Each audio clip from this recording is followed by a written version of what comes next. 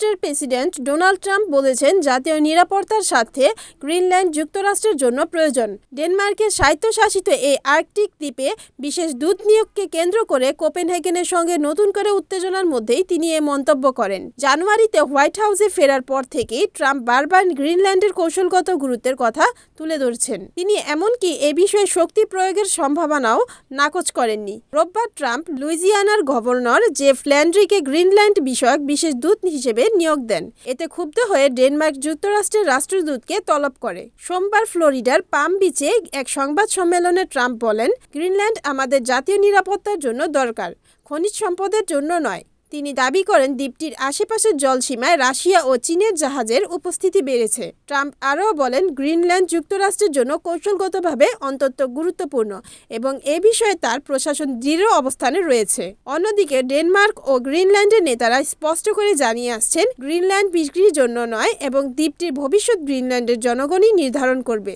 এক সাম্প্রতিক জরিপে দেখা গেছে, গ্রিনল্যান্ডের বেশিরভাগ মানুষ ডেনমার্ক থেকে স্বাধীনতা চাইলেও যুক্তরাষ্ট্রের অংশ হতে আগ্রহী নয়। গ্রিনল্যান্ডে যুক্তরাষ্ট্রের একটি সামরিক ঘাঁটি রয়েছে এবং দ্বীপটি বিরল খনিজ সম্পদেও সমৃদ্ধ।